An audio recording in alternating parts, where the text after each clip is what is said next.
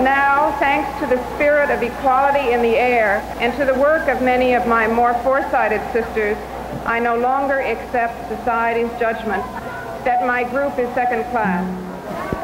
Yep, Gloria Steinem is a fighter, and maybe that's what it takes to be a feminist.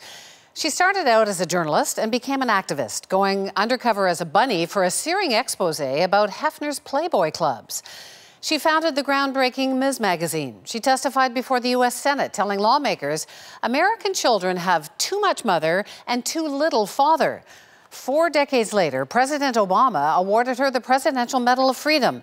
And this year, her life story is about to become a Hollywood film. Maybe some of our very own CBC footage from way back in 1971 could inspire a scene. Check this out. What kind of girl is she? She seems like a real bitch. Oh, she must be very aggressive and pushy. It makes me sad because of the bitch part. I mean, that really gets to me. I guess maybe it's worse than I think. I mean, I don't hear those comments, but what I've come to understand lately is it's not always personal. It is that all women come in for this kind of stuff. Gloria Steinem is aggressive, she is pushy, and yes, she's still fighting.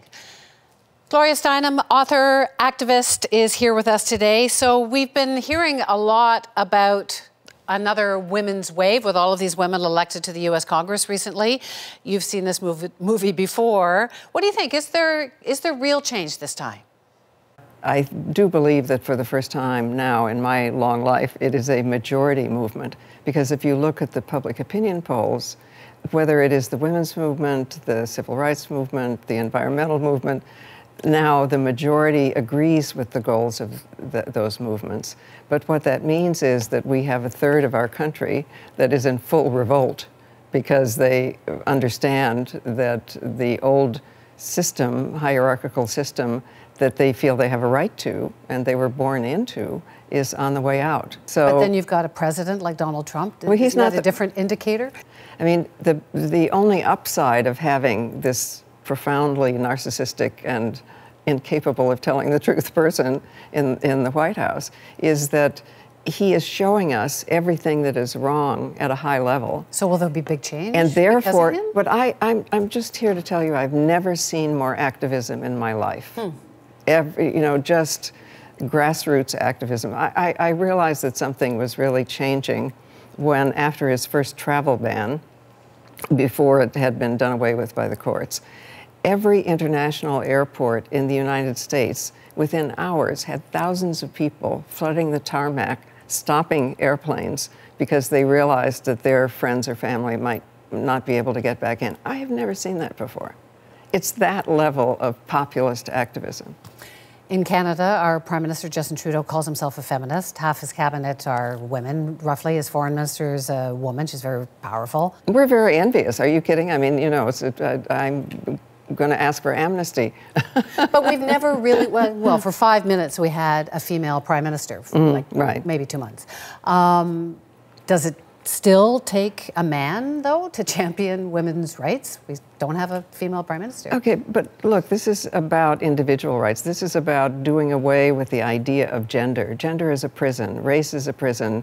We all, men and women, get to be unique individual human beings who could never have happened before or again, and yet also share our human condition.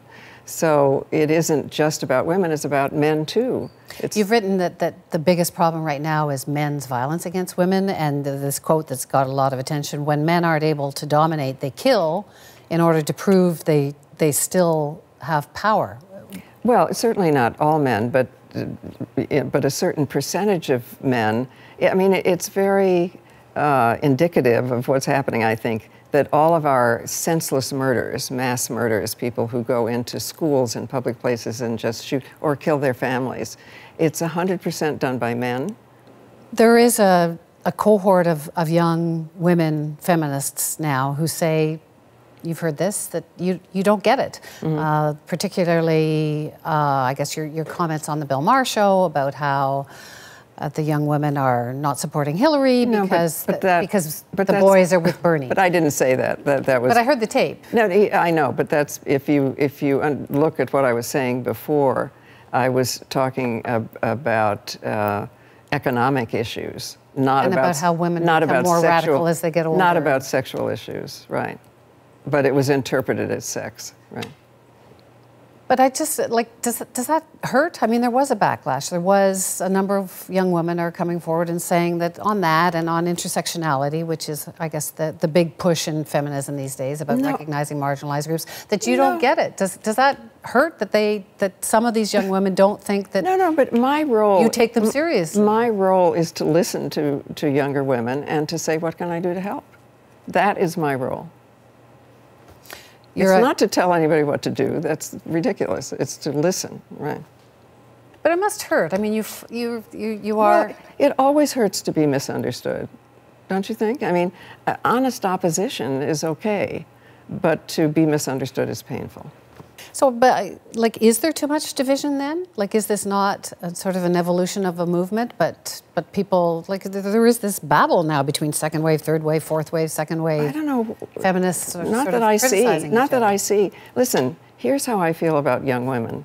I just had to wait for some of my friends to be born. They are great.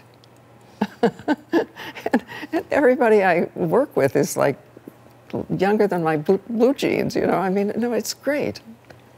It's been such a pleasure to talk to you. Thank you so much. Thank you.